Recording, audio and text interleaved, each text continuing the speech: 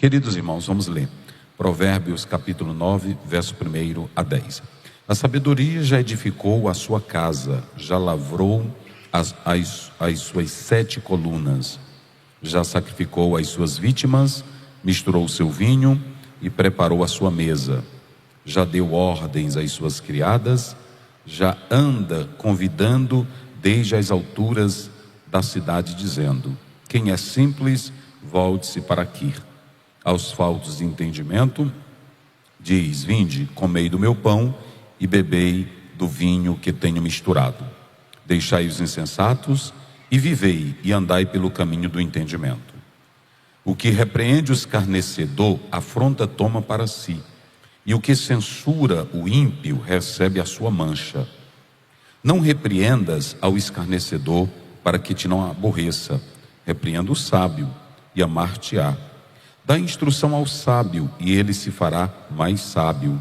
Ensina ao justo, e ele crescerá em entendimento ou prudência. O temor do Senhor é o princípio da sabedoria, e a ciência do santo a prudência. Glória a Deus. Queridos, baseado nesta leitura bíblica, eu estarei falando, como está aí na apostila, eu trouxe ela aqui impressa, estarei falando sobre 4 áreas que o obreiro de Deus precisa crescer. Só para despertar e memorizar, digam comigo: 4 áreas que o obreiro precisa crescer. Mais uma vez, vamos lá? 4 áreas que o obreiro precisa crescer. Esses dias eu estava assistindo um documentário e eu vi o Paulo Guedes, que era ministro da Economia. Uma senhora perguntou para ele quais os livros que ele recomendava para a pessoa crescer na área profissional, das finanças, da economia. Ele citou 3 livros. Eu estava ouvindo essa fala dele, de Michael Porter, para você se desenvolver, saber caminhar e viver no meio dos homens de negócios. Eu achei interessante ele. Ele é um senhor, como vocês sabem, conhecem. Ele sempre cita vários autores na área dele, da economia, das finanças. E ele citou Michael Porter sobre esse competition, essa competência para os negócios. E achei interessante. Depois ele citou para o discernimento nas finanças e também na carreira profissional. Ele citou Judgment, que ele tem como referencial teórico para a vida dele. E eu estava lendo sobre a potências dos homens no mundo, e uma das primeiras coisas que um homem deve ter para desenvolver a sua grande potência, dizem que é a inteligência emocional. Daniel Goleman, ele escreve muito bem sobre isso, e ele traz que um homem sem equilíbrio emocional, mental, ele é uma destruição para qualquer empresa ou para o meio ambiente. Imagine um homem sem controle emocional. Imagine um pastor sem controle emocional. Imagine uma liderança sem controle emocional. Então, quando Daniel Goleman ele trata sobre essa questão da inteligência emocional, ele fala desse equilíbrio que o líder precisa ter para desenvolver. Charles Duhigg, ele escreveu 7 hábitos saudáveis para um homem desenvolver a sua potencialidade. E Tony Robbins escreveu sobre desperte o gigante que há dentro de você. Deixa eu dizer uma coisa: qualquer profissional do mundo lê muito, entende muito. Há um provérbio latino que diz assim: tema o homem de um livro só. Muitos leem muitos se informam muito. Há muitos homens informados intelectualmente. Porém, deixa eu dizer uma coisa para os senhores: nós não estamos lidando com finanças apenas. É claro que o pastor lida com finanças da igreja, mas não é esse o alvo primordial de um pastor. O pastor, ele não é apenas um psicólogo para uma função das análises psicossomáticas, de maneira nenhuma. Ele pode até responder isso, mas o pastor, ele não tem que crescer apenas nestas áreas. Por exemplo, o profissional cresce na área dele, o psicólogo cresce na área dele, o estudioso, o matemático cresce na área dele, e o pastor tem que crescer na sua intimidade com Deus, no seu relacionamento com Deus. Por que isso aqui é muito importante? Porque nós vamos pontuar 4 áreas que um pastor precisa crescer. E essas 4 áreas, elas são desprezadas hoje no nosso meio. Mas deixa eu dizer uma coisa para os senhores aqui esta noite. Crescimento do homem de Deus, eu vi o pastor Cladismondo agora há pouco, parabéns pela mensagem que ele trouxe. Ele falou aqui sobre o crescimento. Mas deixa eu dizer uma coisa para os senhores. Todo o crescimento do homem de Deus sempre é para baixo, nunca é para cima. Vocês já observaram isso na Bíblia? Nunca um homem de Deus cresce para ser grande. Porque primeiro, quando ele vai orar, ele dobra o joelho perante o Deus que é dono do céu, da terra, do mar. Então você já não é nada, já é pequeno, sim ou não? Quando Pedro, no capítulo 5 de Lucas, só porque Jesus disse assim, vai pescar, e ele foi pescar. Quando ele lançou a rede, ele disse, meu Deus, eu trabalho de pesca há tanto tempo e não sei onde está o peixe. Jesus sabe. Ele voltou e disse, sai daqui porque tu és santo demais. Ou seja, quem vai para a presença de Deus sempre se vê pequeno, porque sabe que o Deus que ele adora é o quê? Grande. Diga isso comigo, ele é grande. Mas bem forte, ele é grande. Quando nós lemos Gênesis 18, a Bíblia diz que Deus falou para Abraão, e Abraão foi orar pelos pecadores de Sodoma e Gomorra, e só porque ele estava pedindo para ele diminuir a cota de salvação, aí ele diz, não te zangue comigo, não se irrite comigo, porque eu sou pó. Olha o nosso pai na fé, orando perante Deus e já dizendo que é pó. Então nunca vá para a presença de Deus dizendo, tu sabes, Senhor, essa obra tem crescido, mas estou na frente. Não, nunca diga isso. Nunca diga, Senhor, eu estou pregando bem porque eu leio muito. Não, senhores, quando for para a presença de Deus, tem que se lembrar de 2 Coríntios 12:9, a minha graça te basta. Quem glorifica a Deus, diga aleluia. Mas deixa eu dizer uma coisa para os irmãos, todos que querem crescer em Deus ficam pequenos. Pastor Antônio Gilberto dizia que é como um galho de laranja, que quanto mais laranja tem, mais o galho fica para baixo, não é? Então não tem essa como você crescer para cima, porque às vezes tem obreiro que diz, eu estou crescendo, Deus tem me levantado na nação brasileira, Deus tem me levantado no meu bairro. Então escute bem, todo homem de Deus que cresce, ele nunca acha que cresce, ele sempre acha que está se diminuindo. E só teve um homem na Bíblia que buscou um crescimento, e que o próprio João disse assim, quando eu for aí, eu vou dizer quem é ele. Está lá em 3 João, verso 9, ele diz assim, porque esse Diótrefes, ele busca o primado é o primeiro lugar, o primado é a grandeza. Então João diz assim, eu não queria expor ele, mas já que ele busca ser grande, quando eu for aí, eu vou dizer quem é esse camarada que ele não vale nada. Há muita gente que quer ser grande e não vale nada.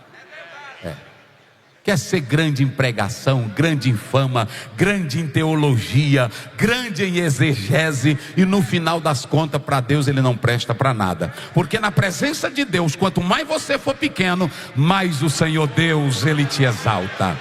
Quem pode glorificar o nome do Senhor Jesus?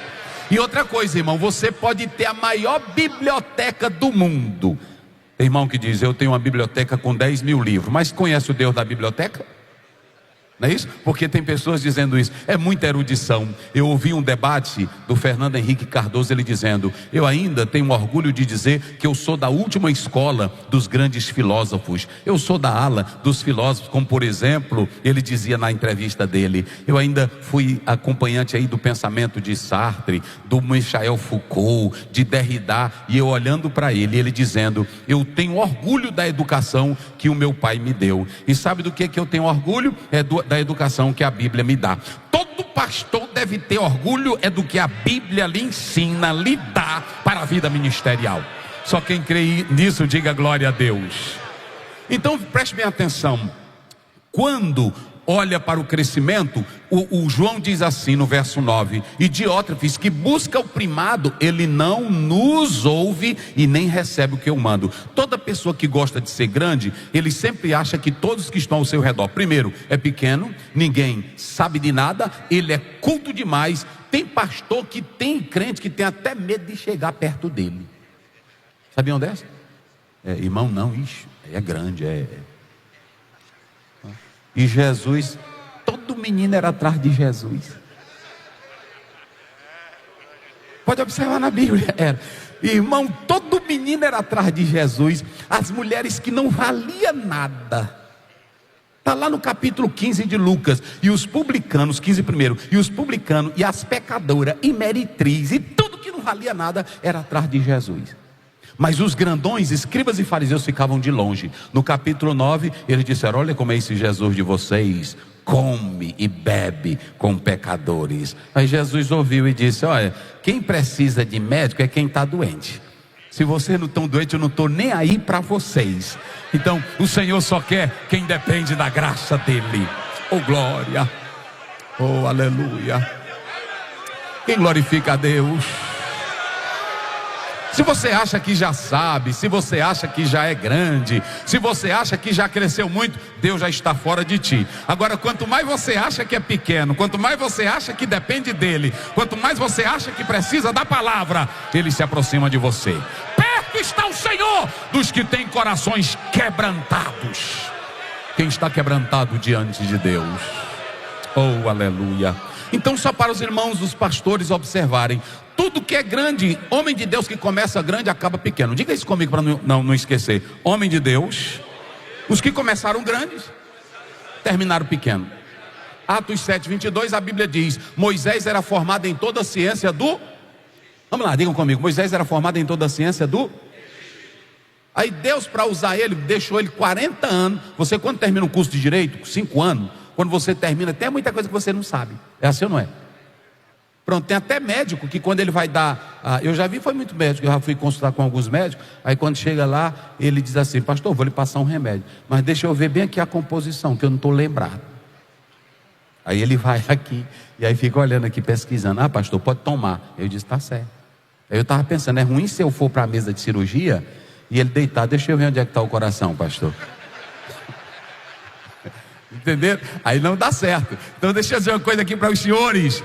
Nesta oportunidade, todo homem de Deus que começou grande, que Deus chamou, Deus primeiro fez eles ficarem como? Pequeno. Vamos lá, Deus fez eles ficarem como? Moisés foi formado aonde? Em toda a ciência do Egito. Tem um livrozinho, pastor José Wellington, que o pastor Eliseu Queiroz escreveu pela CPAD. É uma coleção muito boa, muito importante. É essa coleção que a CPAD lançou. Eliseu Queiroz, pastor Eliseu, no livro que ele escreve, ele diz o seguinte: quando você olha para Moisés, que passou 40 anos aonde? No deserto, botando o que para a ovelha? Botando água. 40 anos, agora imagine um homem de 40 anos, que era formado, Atos 7:22, formado em toda a ciência do Egito. A Bíblia ainda diz assim: os que procuravam tua vida lá no Egito, já morreram. 40 anos Moisés perdeu a eloquência. E quando Deus chama Moisés, não é que Moisés fosse ruim de fala, não, irmão. Tem pessoas que interpretam isso errado. É porque Moisés, 40 anos no deserto, ele não pegava mais em livro, foi esquecendo, só botando água para a ovelha. Se você ficar 10 anos dentro do mato, não é isso, pastor? Próprio relacionamento. Se o pastor cuida, por exemplo, só de fazenda, ele vai esquecer citar versículo bíblico. Se ele só cuida de soja, ele não vai lembrar da comunhão com o Espírito Santo. Ele pode até estar pregando e contando. Uma vez eu vi um pastor pregando, contando a história do Chaves. Ou seja, a pobreza de Bíblia fica tão grande, porque isso aqui é contato. Josué 1:8-9, não aparta de ti o livro desta, medita nele como? De dia e de noite, fazendo tudo conforme nele está escrito, porque assim prudentemente te conduzirás. Quem ama a Bíblia aí? Eita, glória a Deus. Levanta a tua Bíblia, levante. O Paulo Guedes indicou 3 livros para tu ser grande na finança. Eu quero te indicar um, levante ela. Para tu seres grande na vida, na paz, no amor, na sabedoria, na santidade, na verdade, no temor, na pureza, na comunhão, no amor. Aí está a Bíblia, a palavra de Deus. Então escute, Moisés passou 40 anos. Aí quando Deus chamou ele, aí Deus disse assim: Moisés, é você. Ele disse: eu não sei falar. Ele: mas quem foi que fez a boca? Olha Deus dizendo: quem foi que fez a boca? Aí, mas Deus é Deus de relacionamento. Ele nos entende. Porque na primeira vez eu já tinha dito: cala tua boca, quem está falando sou eu. Eu sou teu Deus, quem está te escolhendo sou eu. Mas Moisés ficou: não, Senhor, eu já estou com 40 anos, eu já perdi a técnica, eu não tenho mais tanta intimidade. Chama Arão. Só que Arão, se vocês observarem, eu li um livro de um autor no início do ano. Eu li um livro desse autor que ele diz o seguinte: Arão não tinha ninguém melhor de oratória do que de Arão. Cuidado com quem tem boa oratória.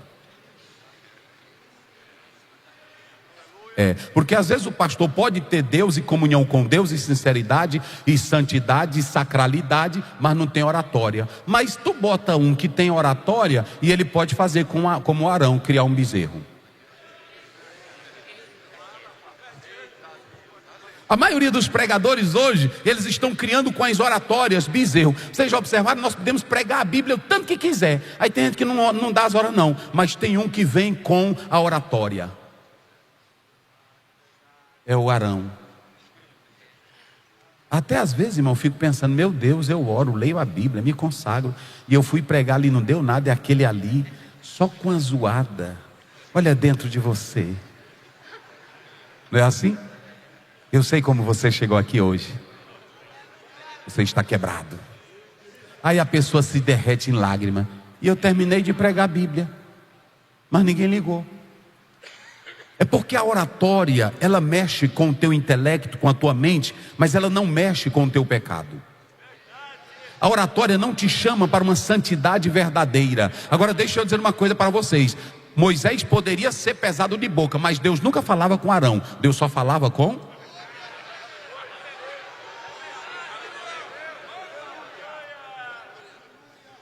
Eu trabalhei com meu pai 16 anos auxiliando ele. Ser filho de pastor, o pastor Zé Wellington sabe, ser filho de pastor já é pesado. E auxiliar o pai pastor é mais pesado. E auxiliar meu pai era pesado.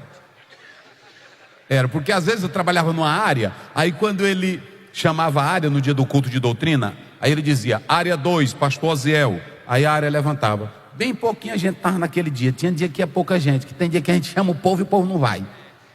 Aí o pai disse: olha aí, é pastor. Olha o tantinho de gente, quer ser pregador, quer andar, mas olha, o povo não obedece.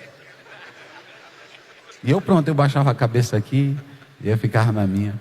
Aí quando era no outro culto de doutrina, eu ia na casa dos irmãos, fretava ônibus. Meus irmãos não deixam eu passar vergonha. E aí pronto, enchia o ônibus, 2 ônibus e levava. Aí quando era naquele culto, nem apresentar, ele apresentava. Não.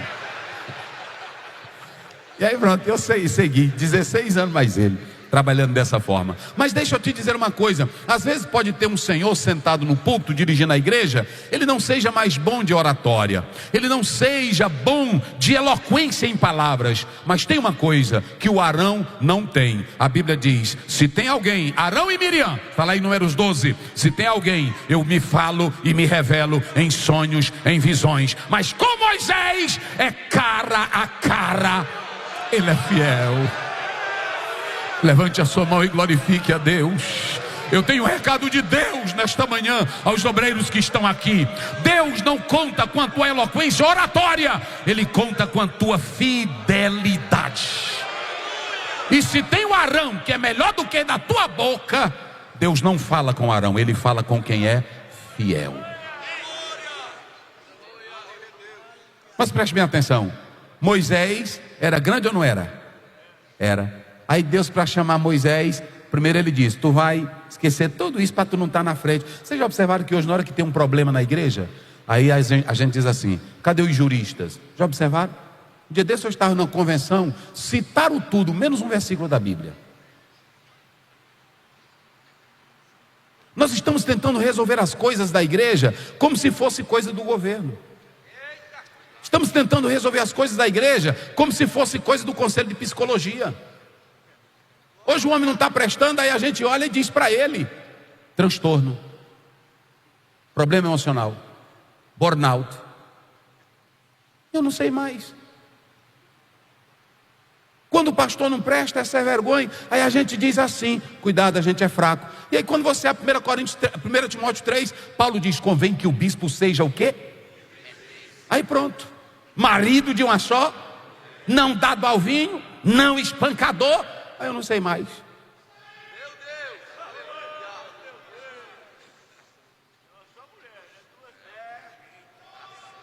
Olhe para cá, Moisés era grande, mas Deus disse: eu não preciso da tua grandeza, eu não preciso da tua ciência do Egito. Eu vou botar a palavra na tua boca. Quem fez a boca fui eu. Aí Deus chamou Moisés. Aí quando você vai para Hebreus capítulo 11, 24 a 25, a Bíblia diz: e Moisés, olha, e Moisés deixou de ser chamado o quê? Filho da filha de Faraó. Tudo que era grandeza, Moisés fez o quê? Deixou. Se você pegar o livro de Flávio José, História dos Hebreus, ele diz naquele livro que um dia Faraó botou Moisés no colo e aí foi brincar, nenenzinho do papai. Aí é segundo Flávio José, não está na Bíblia isso. Logo eu sei, né? Pronto, segundo Flávio José. Aí ele diz que Moisés pegou a coroa que estava na cabeça de Faraó e jogou no chão. E aí ficou jogando no chão e olhava com a cara ruim para Faraó. Como não está na Bíblia, eu vou dizer uma coisa: quem foi o terror de Faraó? Vamos lá, pastores. Quem foi o terror de Faraó? O Moisés foi tão terror que um dia todos os bruxos do Egito chamaram Faraó: dai de mão a esse povo. Por causa desse Moisés, o Egito está acabado. O senhor, pastor, é um terror lá no seu bairro?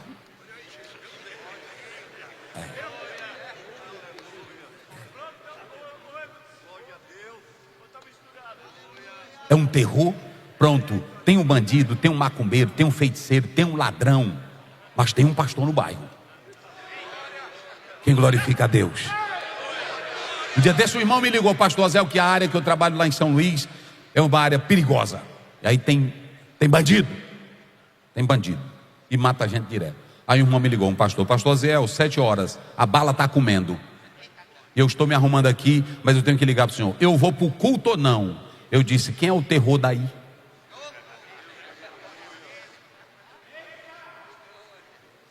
Ele disse: pastor, e a minha vida? Eu disse: Paulo diz em Atos 20, eu não tenho a minha vida como? Quem escolheu ser pastor é como escolheu ser delegado ou policial. Tu tem que estar onde a luta se travar. Vá para a batalha, rapaz. Se a igreja fechar nessa crise, aí pronto. E Deus é quem protege a tua vida. Aí ele foi, depois do culto ele me ligou: pastor, fez bem. A igreja ficou aberta. E aí quem queria buscar refúgio foi para a igreja. Eu disse: se tu fechar a igreja, quem é o terror do bairro é você. Quem crê que Deus levanta homens com o terror dele. A Bíblia diz que quando Jacó saiu, ele ficou com medo. Mas a Bíblia diz que quando ele renovou a comunhão com Deus, Gênesis 35, a Bíblia diz: e o Senhor colocou o terror dele em Jacó. Por onde Jacó passava era todo mundo: não mexe, não mexe. O terror de Deus. Então preste bem atenção: deixou de ser chamado filho da filha de Faraó. Aí se você pegar, observem bem, tem muita coisa para o homem crescer. Irmãos, pastores, eu vou correr aqui. Deixa eu dizer uma coisa para vocês. Pastor Zé, como é que eu faço para crescer na teologia? Eu posso te indicar 20 obras de teologia. Pronto, rapidamente. Eu posso te indicar Strong, eu posso te indicar a teologia pentecostal da Assembleia de Deus, eu posso te indicar o Schaeffer, eu posso te indicar vários. Agora preste bem atenção: se tu ler a teologia do Schaeffer, a teologia do Strong, qualquer teologia, todos eles vão falar a mesma coisa, com pequenas diferenças. Agora, quando você for para o púlpito, você pode ser apenas um informador de teologia. Tem coisa que um pastor tem que ser louco por elas. Se você pegar 1 Timóteo 6, 10, 11, Paulo diz assim: mas tu, ó homem de Deus, foge destas coisas. Eu comecei citando aqui Paulo Guedes, porque ele corre atrás da economia. Ele tem que ter livro de economia. Quem é da psicologia, lê livro da psicologia. Quem é do direito, lê Doutor Negrão, lê Miguel Reale, lê outro. Agora quem é pastor, sabe qual é a fonte que busca o segredo para o seu ministério? A palavra de Deus. A palavra de Deus. A palavra de Deus. A palavra de Deus. Antes o seu prazer, Salmo 1:2. Antes o seu prazer está onde? Na lei. Vamos citar isso. Na lei e nela faz o quê? Medita de dia e de noite. Então, queridos pastores, Tem muita gente que quer ser grande. E eu falei no início da apostila que tem gente que quer crescer em bens, crescer em fazenda, crescer no comércio, crescer na vida intelectual, crescer na vida profissional. Não há nada de errado nisso. Agora, o crescimento aqui é diferente. Aqui é perder para ser pequeno. Aqui ninguém entra para ser grande. Se você entrar no ministério aqui pensando que vai ser grande, vai adoecer, vai dar a síndrome de Bornal, vai ficar pobre. Porque no ministério ninguém entra para ser grande. Eu não sou grande coisa nenhuma. Eu trabalho com quase 300 igrejas. Mas quando eu chego na igreja, quem manda em mim é o menino. Quem manda em mim é a irmã. Tem irmã que liga para mim: meu pai está doente, se o senhor não visitar agora, aí você tem que ir. Eu tenho grandeza onde? O senhor tem grandeza onde? E se os crentes todinhos deixarem de dar o dízimo, o que é que eu vou fazer?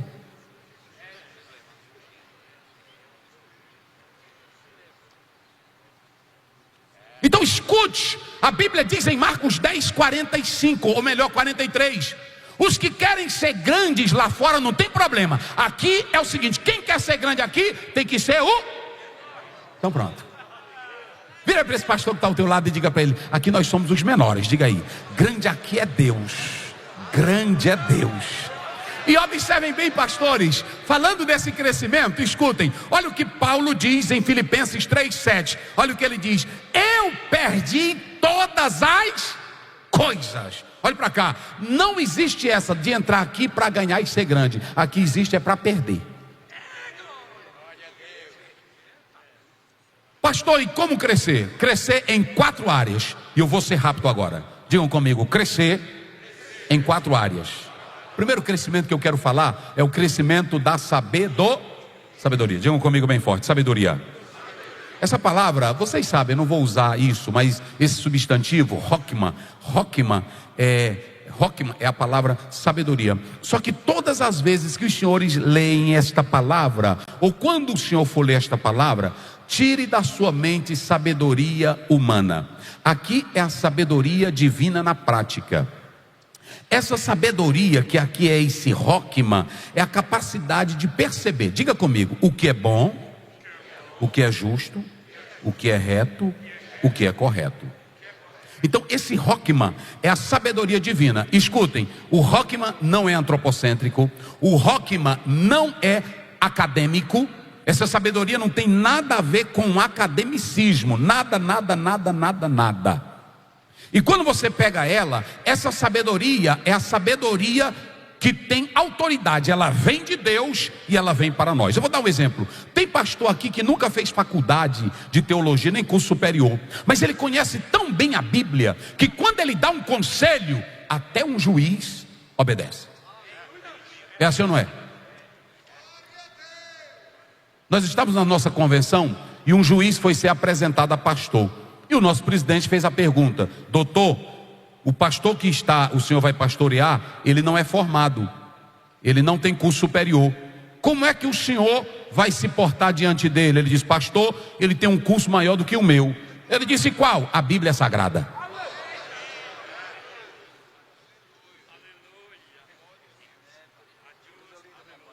Rapaz, é coisa linda, é a Bíblia. O negócio tem irmão que vai pedir um conselho para a gente hoje: pastor, eu estou assim, a minha mente está perturbada, aí eu estou assim nervosa. Aí o pastor diz: você já leu Lacan? Olha, leia o livro de Lacan. Leia Augusto Cury, tem como controlar seus pensamentos. Ou leia um livro de estoico. Irmão pastor que tem Bíblia e sabedoria de Deus não vai nessa. Pastor, eu ando assim perturbada, agoniada, o que eu faço? Olha, minha irmã, Filipenses 4:6, não andeis ansiosos por coisa alguma, ante todas as vossas petições sejam conhecidas diante do Senhor. Aí você prossegue: a paz de Deus que excede todo o vosso entendimento guardará o seu. Vá para casa, minha irmã, e dê a palavra, e a palavra vai gerar efeito na vida dela. Então escute, a sabedoria aqui é a sabedoria divina. Agora preste bem atenção uma coisa: essa sabedoria não é acadêmica, não é antropocêntrica, não é cultural. É a sabedoria que vem de Deus. Vocês sabiam por que nós somos espertos demais hoje? Se tem obreiro esperto é no nosso meio mesmo. Mas não é porque está usando a sabedoria de Deus, não. É a sabedoria do homem. Sabedoria de Deus não faz pastor esperto. Sabedoria de Deus não faz pastor malandro. Sabedoria de Deus não faz pastor maléfico. Sabedoria de Deus não monta esquema. Sabedoria de Deus não tem jeitinho brasileiro. Sabedoria de Deus não tem esquema. Sabedoria de Deus tem graça. Sabedoria de Deus tem revelação divina.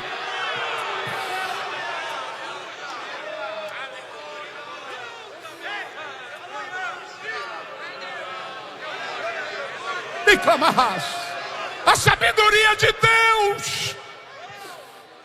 Eu vejo tantas pessoas, e escute bem, eu ouvi, não vou citar nome, como é filmado, deixa eu dizer, eu ouvi um pessoal político dizendo, fulano de tal, ninguém vence ele no esquema, todo mundo é derrotado, porque ele é sagaz. Sabe o que acontece? Até hoje ele está preso. Deixa eu te dizer, o caminho do sagaz, do esperto, do inteligente, do malandro é cair. Jesus disse em Mateus 7,24: aquele que ouve a minha palavra e põe em prática, eu comparo ao homem sábio, prudente, que edifica a sua casa sobre a rocha e ela não cai.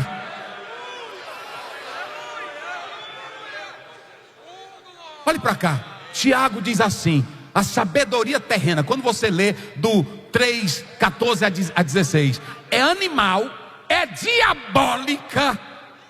Eita, meus irmãos, não é pesado, pastor? A sabedoria humana é diabólica, é cruel, é sagaz.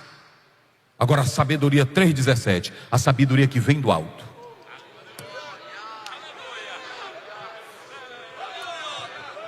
ela é primeiramente tratável, pura, pacífica, amável. Olha para cá, sem parcialidade e sem hipocrisia. Tem muito bichão com diploma de doutor. Aí a gente vai falar com ele. Fala assim: ô pastor, como é que está? Tá bem, meu filho, eu estava agora me lembrando de você. Nadinha. É mesmo, senhor. Ô senhor, na hora que você entrou, que eu lhe vi aí pronto, olha, você está comigo naquele negócio? Eu estou com você. Pronto, vou me lembrar do teu nome. Teu nome? Aí eu digo: Zé Gomes da Silva. Tá bom. Aí ele é que nem o copeiro lá, nunca mais vai lembrar do meu nome. É esquema. Tem obreiro que faz reunião, aí diz assim: eu estou com vontade de tirar o irmão fulano, mas eu não tenho coragem de falar para ele. Eu quero que o irmão, na hora da reunião vocês se levantam, montam o esquema, e aí dá a fala e eu arremato. Tu tem que ser como Daniel. Tem que ser como Daniel. O rei chamou Daniel, e olha que era um reizão pesado, está lá em Daniel 5. Aí ele disse assim: Daniel, diga aí, leixa ali, o que tem na parede? Aí Daniel disse, olhou para o nome, a mão escreveu, ele olhou para a majestade. Assim é homem de Deus, irmão, sem esquema, sem política. Olhou para ele e disse: majestade, é tu. Ele: como assim? Deus te botou na balança. Esquema demais. Tu tem esquema demais. Pegou as coisas sagradas, botou na mão dessas prostitutas, velho, sem vergonha, bebendo nas coisas de Deus. Tu não vale nada. Majestade, Deus colocou você na balança, foste achado em falta e colocado na balança, e hoje tu morre. Pronto, aí virou: Daniel, pega esse presente. Eu lá quero presente teu, rapaz. Fica para tu e para essa tua casa. Quase 90 anos de idade, e o rei saiu. Irmão, nós estamos tão doidos por título. Eu não sou contra título, já busquei muito título. Hoje não tem mais nisso não. A gente vai ficando de idade, já vai largando essas besteiras, não é assim? Mas aí pronto. Título é bom, é importante. Agora, na obra de Deus, o mais importante é a sabedoria divina. É a sabedoria do céu. Só para os irmãos terem uma ideia, tem muita gente que tem título, tem tanto título bom, mas a sabedoria não entra nele. Vocês se lembram de 1 João 3,12? A Bíblia diz: não como Caim, que era do maligno. Vamos lá, era do... Eu pergunto aqui aos senhores com todo respeito: um homem de Deus, que tem sabedoria de Deus, ele tem malignidade no coração dele? Não. Como é que você olha capítulo 11 de Atos? Me parece que é o verso 24, se não me foge a memória. Aí a Bíblia diz que Barnabé era um homem de bem. Salmo 37, 23. Os passos de um homem bom são confirmados por quem?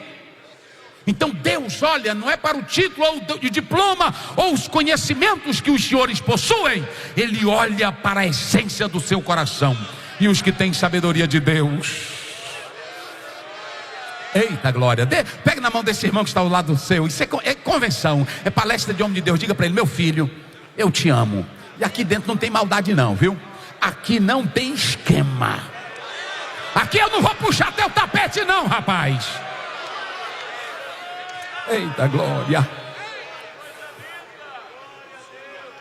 Pastores, escutem bem, olhe para cá. É tão lindo quando o homem tem sabedoria. Olhe para cá, o faraó 41 de Gênesis 41, quando você lê, aí você pode observar na própria Bíblia a palavra de Deus, lá pelo 39, aí o José terminou de dar a revelação, sabedoria, a interpretação. Aí faraó olhou para os oficiais e disse assim: acharíamos um homem como este, em que haja o Espírito de Deus? Olha o que segue: e como te Deus fez saber tudo isso, e te deu tanta sabedoria, José.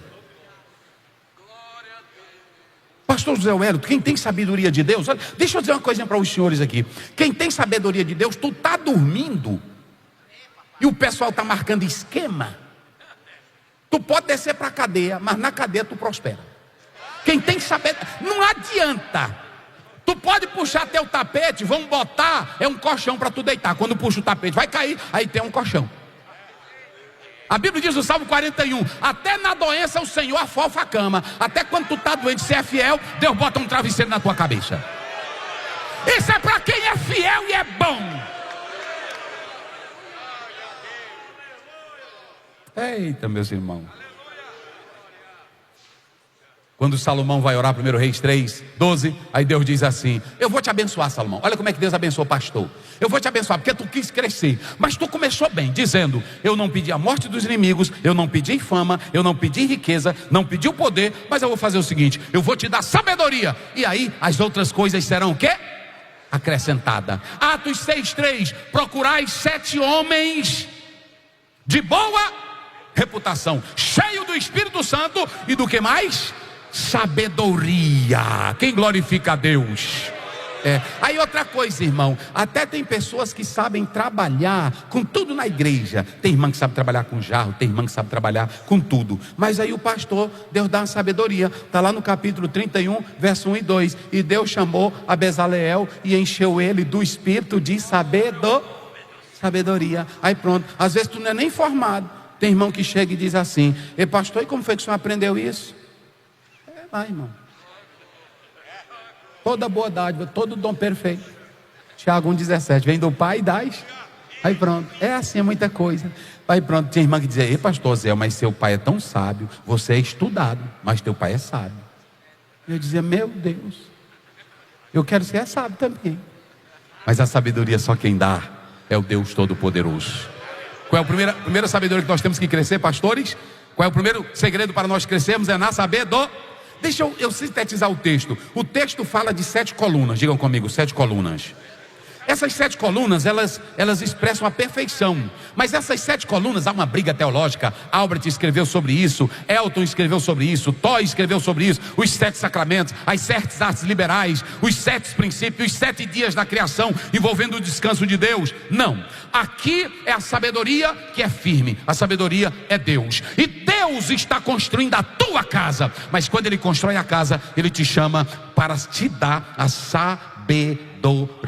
7, olha para cá, o pastor Esdras escreveu um livro sobre isso aqui, mas basta você ler o Isaías capítulo 11, versículo 2, lá estão as 7 colunas da sabedoria. Não esqueça mais isso. Pastor, e para que 7 colunas? Uma coluna podia sustentar a casa, uma ou duas, mas 7, a casa era grande e a estrutura tinha que ser forte. Ou seja, pastor que quer ministério abençoado tem que ter 7 colunas. Aí você lê Isaías 11:2, e o Espírito do Senhor repousará sobre ele, e ele te dará o espírito de sabedoria, o espírito de inteligência, o espírito de conselho, o espírito de fortaleza, o espírito de conhecimento e o espírito de temor. Pegue essas 7 colunas e bota ela dentro do teu ministério, e tu vai ver a casa ficar de pé. Ficar de pé. Segundo, eu vou correr aqui. Diga comigo, temor do Senhor. iará ou iarê é a palavra hebraica, olhe para cá, o temor do Senhor. Aqui Salomão estava dizendo que, irmãos, é interessante que a sabedoria, ela está fazendo um convite. Diga isso comigo, a sabedoria faz um convite. Só que a sabedoria não quer na casa dela, olhe para cá, não quer sabichão, não quer saliente, não quer grandão, nem quer inteligente. A sabedoria só quer quem não sabe de nada. Está aqui no texto, irmão. Porque se você convidar quem já sabe, vai te dar problema. É assim ou não é? O que já sabe, ele não vai te escutar, ele não vai te ouvir. Pronto. O irmão chegou e disse para mim: pastor Oziel, o pastor, é porque nós estamos construindo lá a igreja e tem um mestre de obra, pastor, que ele me condena todo dia. E ele, pastor Oziel, não aceita a obra. E é um senhor de idade, eu não sei como eu falo, eu já orei, eu já busquei a Deus, como é que eu faço? Eu digo para ele vir no meu gabinete. Aí ele veio. Aí um senhor disse: paz do Senhor, meu irmão, disse: paz do Senhor, como é que está? Tudo bem? E aí, qual o problema lá? Que o pastor, como o pastor falou aqui, ele quer inovar, pastor. Ele quer fazer um templo com a medida tal. E eu disse: me dê a planta. E eu não sabia de nada da planta. Eu disse: me dê a planta. Aí ele botou a planta. Aí eu disse: diga onde é que o senhor quer que ele marque. Aí ele, pronto, marcou tudinho, apontou, foi explicando tudinho. Aí eu chamei o engenheiro: como é isso aqui? Aí o engenheiro disse: não, pastor Zé, esse velhinho aí tá doido. Eu disse: não diga isso com esse homem, rapaz. Você é experiente, você é um homem, pronto, do jeito que ele quer. Aí pronto. Aí eu disse: pastor, pegue a plantinha agora e leve, e ande com ela debaixo do braço, e faça de conta que vai fazer do jeito que ele apontou aqui. Aí pronto. Quando foi no dia da inauguração, a primeira cara que eu vejo dele bem na porta, sorrindo. Ei, pastor, o tempo está bonito. Eu disse: aí, não deu certo. E o pastor fez tudo do jeito que ele quis. Sabe qual é o problema? É que às vezes nós queremos demonstrar que sabemos demais.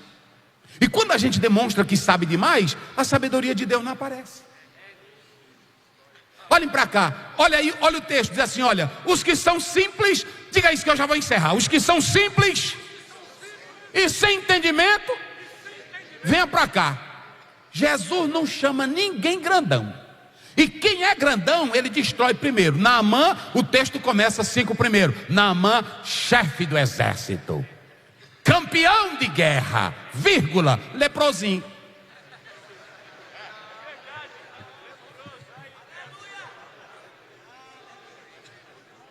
Tem um irmão que bota banca na igreja, mas no dia que a filha dele fica possessa, ele chama o pastor para expulsar.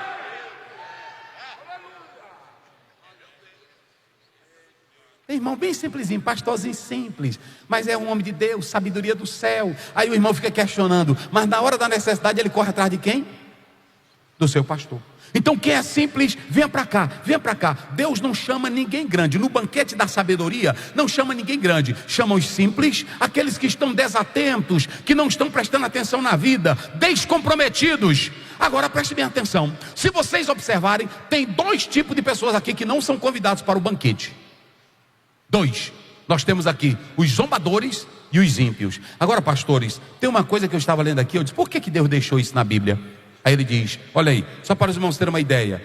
Repreende o escarnecedor, a afronta tomará para si, e o que censura o ímpio recebe a sua mancha. Olha, por que a Bíblia deixou isso aqui para nós? Repreende o escarnecedor. Vocês sabiam que o escarnecedor nunca muda de ideia? Você sabia que o ímpio nunca muda de ideia? E por que Deus disse que é para a gente repreender? Por 2 razões. Uma, para que esse escarnecedor saiba que Deus está dando a chance dele se arrepender e que é Deus de amor.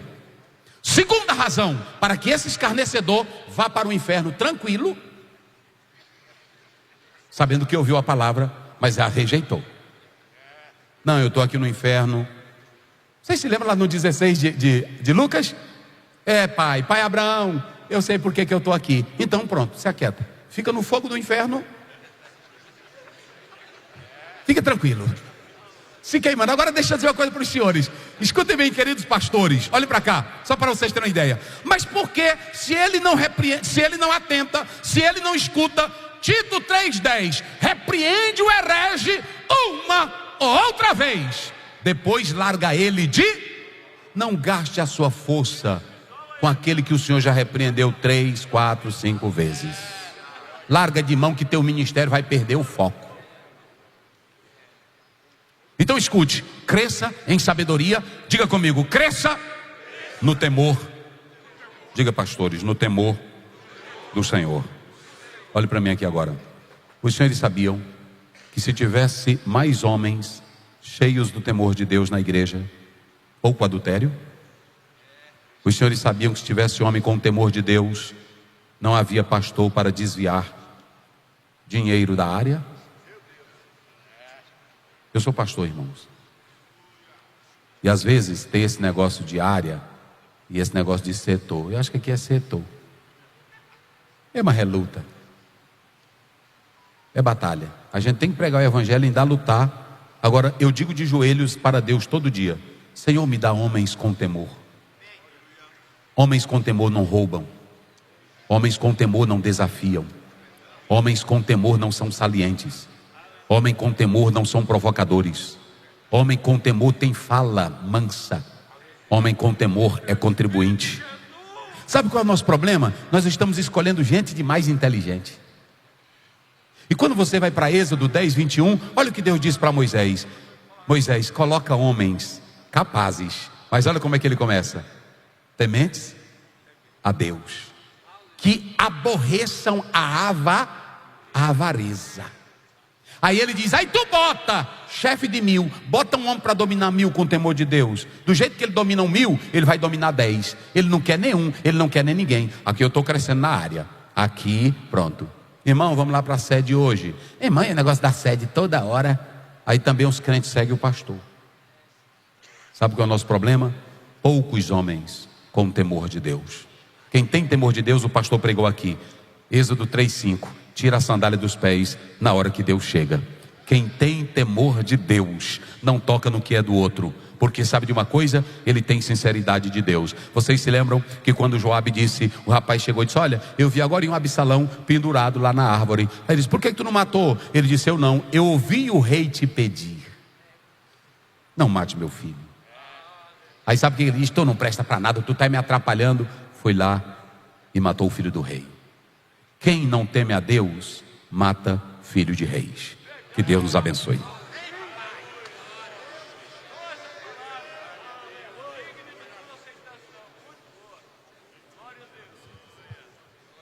Louvado seja Deus. Quantos irmãos agradecem a Deus por tudo que ouviram aqui nessa manhã? Digam amém, irmãos. Deus abençoe.